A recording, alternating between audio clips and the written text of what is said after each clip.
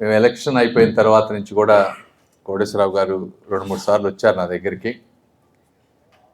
వారు చెప్పినట్టు నేను కూడా నాకు అంత పెద్ద నాలెడ్జ్ లేదు దీని మీద, అందుకని ఆ రోజు పార్క్కి వెళ్ళి ఆ జెన్నింగ్ ఏంటి, స్పిన్నింగ్ ఏంటి, ఏ విధంగా ఉంది అని నేను కూడా తెలుసుకున్నా. నాకు సమస్యలన్నీ అర్థమైనాయి ఆ రోజున.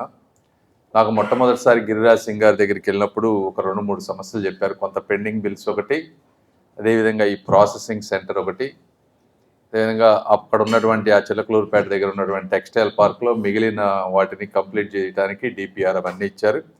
ఆ రోజు మనం మాట్లాడినప్పుడు ప్రాసెసింగ్ సెంటర్ నాకు కరెక్ట్గా గుర్తుంది, 150 కోట్లు ఎంత అవుద్దని చెప్పారు మీరు ఆ రోజున. 150 కోట్లు అని చెప్పారు. అది వాళ్ళ దగ్గర అది లేదని చెప్పారు. కొంత మిగిలినవి టఫ్స్లో కొంత పెండింగ్ ఉంటే కొంత ఇప్పించగలిగాం మనం. వాటితో పాటు ముఖ్యమంత్రి గారిని అడిగి 2 అడిగారు ఆ రోజున. ఒకటి సబ్సిడీస్, రెండోది green energy, captive energy policy అడిగారు. మీరు చెప్పినట్టు ఆ రోజు మనం మాట్లాడాం. 450 కోట్లు ఎంతో మీకు రిలీజ్ చేశారు, 500, ఇంకా 50% ఉన్నట్టుంది, ఇంకొక 500 కోట్లు మీరు చెప్పినట్టు. దీంతో పాటు green energy policy, captive energy చేస్తే ఏ విధంగా బెనిఫిట్ అవుతుందని కూడా మీరు ఎక్స్ప్లెయిన్ చేశారు. నాకు ఐడియా ఉంది. ఇప్పుడు ఈరోజు దాదాపు తమిళనాడులో ఎంతో 70% ఎంతో క్యాప్టివ్ ఎనర్జీ వాడుతూ ఉన్నారు. మన దగ్గర 30% ఎంతో ఉన్నట్టుంది. సో ఒక 40-45% పెంచితే కానీ మీకు కాంపిటేటివ్గా అవ్వవు అనేది. దాదాపుగా ఇప్పుడు మీరున్న వాళ్ళు సుమారుగా ఒక 50,000 మందికి డైరెక్ట్గాను, ఇంకొక 25-30,000 మందికి ఇండైరెక్ట్ ఎంప్లాయ్మెంట్ క్రియేట్ చేస్తూ ఉంటుంటారు, దాదాపు 75,000.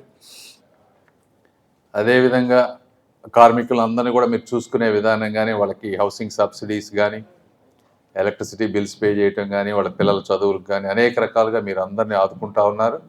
ఒక బిగ్ ఇండస్ట్రీ ఇది, డెఫినెట్గా గ్రోయింగ్ ఇండస్ట్రీ ఆల్సో ఈ టెక్స్టైల్ ఇండస్ట్రీ అనేది. బట్ ఎండ్ స్టేజ్కి వచ్చి ప్రోడక్ట్ డెవలప్మెంట్ చేయగలిగితే మనకి బెటర్గా ఉంటుంది. I got clear idea. డెఫినెట్గా ఇప్పుడు మీకు ఇంకొక టఫ్స్లో ఇంకొక 50 కోట్లు పెండింగ్ ఉందన్నారు. వాస్తవంగా ఇది నాకు గుర్తులేదు. ఇది గుర్తుంటే నేనే ఫాలో అప్ చేసేవాడిని. డెఫినెట్గా ఇది ఒకటి నేను టేకప్ చేసి మీకు ఎక్కడైతే చిన్న ఇష్యూస్ అంటే టైం బౌండ్గా ఇవ్వలేకపోవడం వల్ల క్వైరీలు పడి ఆగిపోయినాయి అని చెప్పారు. ఇది నేను పర్సనల్ టేకప్ చేసి అది ఫాలో అప్ చేస్తాను. అదేవిధంగా మీకు ఉన్నటువంటి పెండింగ్ డిపిఆర్లు కానీ వీటితో పాటు బాబు గారితో, ముఖ్యమంత్రి గారితో మాట్లాడి ఈ రెన్యూవబుల్ పాలసీ ఇది కొంచెం తొందరగా వచ్చే విధంగా ప్లాన్ చేస్తాం. దీంతో పాటు నాకు ఫార్మర్స్ కూడా చాలా ఇష్యూస్ చెప్పారు. ఇంతకుముందు CCIలో అప్పుడు కాటన్ కొనేటప్పుడు ఇబ్బందులు ఉంటే అధికారులు మార్చి సైతం ఈ ప్రాంతంలో కాటన్ కొనిచ్చాం ఆ ఫార్మర్స్ అందరినీ ఉపయోగపడే విధంగా.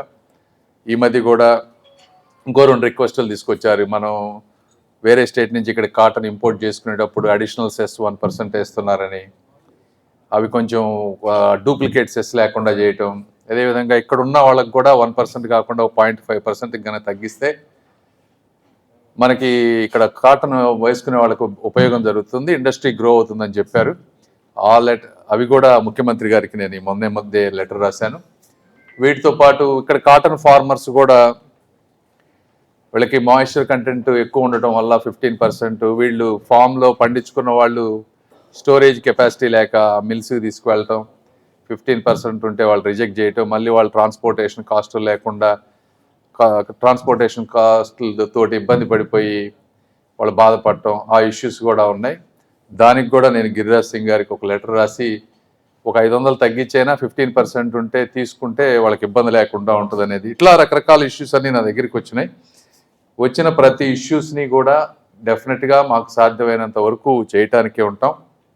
యాజ్ ఏ బిజినెస్ మ్యాన్ ఇప్పుడు ఉన్నటువంటి పరిస్థితులు ఇవన్నీ కూడా నాకు తెలియంది కాదు. మీకు ఉండేటువంటి పవర్ ఇష్యూస్ కానీ, గ్లోబల్లీ కాంపిటేటివ్గా ఉన్నటువంటి మార్కెట్ కండిషన్స్ కానీ, నైబరింగ్ స్టేట్స్ గుజరాత్ కానీ, తమిళనాడులో కంపీట్ చేయలేకపోవటం కానీ, ఈ ప్రాంతంలో ఉండేటువంటి labour issues, work force issues కానీ, మీకుండే ఏజింగ్ మెషినరీ కానీ, ఫ్లక్చుయేటింగ్ కాటన్ ప్రైజెస్, రకరకాల రా materials, infrastructure, water problems, policy delays అక్కడక్కడ ఇవన్నీ ఉన్నాయి మీ అందరికీ.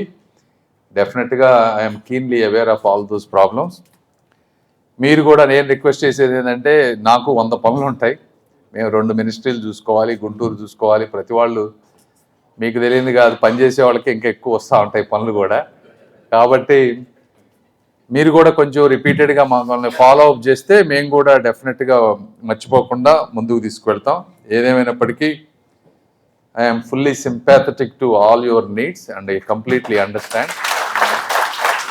ఎందుకంటే నాకు కూడా ఒకసారి అనిపిస్తూ ఉంటుంది, మనం ఎక్కడెక్కడో విదేశాలు పోయి అక్కడ ప్రాజెక్ట్స్ ఇక్కడ ప్రాజెక్ట్స్ అన్నీ పట్టుకొస్తూ ఉంటాం. మన దగ్గర ఉన్న ఇండస్ట్రీస్ని 100% ఒక్కోసారి జస్టిఫై చేయలేకపోతున్నాం అనేటువంటి ఆలోచన కూడా నాకు ఉంది. బట్ ఏదైనా make in India but Viv in Andhra Pradesh అనే విధంగా చేసే విధంగా ప్లాన్ చేద్దాం. మీరు మిమ్మల్ని సపోర్ట్ చేస్తే when we support mills you support nation. I completely get it and I will do my level best. And thank you once again for all the hard work. ఎంత కష్టాలు ఉన్నా కూడా పర్సివరెన్స్ తోటి మీరు జాగ్రత్తగా ఓపిక్గా, అంటే అన్ని ప్రభుత్వాలకు కూడా వీటి వాల్యూ తెలియదు. అందుకే ముఖ్యమంత్రి గారు, అంటే మీ సమస్యలను అర్థం చేసుకునేటువంటి వ్యక్తిగా ముఖ్యమంత్రి గారు ఆ రోజున కష్టాల్లో ఉన్నా కూడా దాదాపు 500 కోట్ల రూపాయల వరకు సబ్సిడీలు రిలీజ్ చేశారు. అంటే మీరు కూడా ముఖ్యమంత్రి గారి ఆలోచన విధానాన్ని అర్థం చేసుకోవాలి. డెఫినెట్గా మిగిలినవి కూడా తొందరలో వచ్చే విధంగా చేసి మ్యాక్సిమం నా వంతు ప్రయత్నం చేస్తానని తెలియజేసుకుంటూ, ఇవే కాకుండా మీకు ఎప్పుడు ఏ సమస్యలు ఉన్నా కూడా మీరు మా దగ్గరికి రండి, తప్పనిసరిగా చేసి పెడతామని తెలియజేసుకుంటూ సెలవు తీసుకుంటున్నాను. Thank you.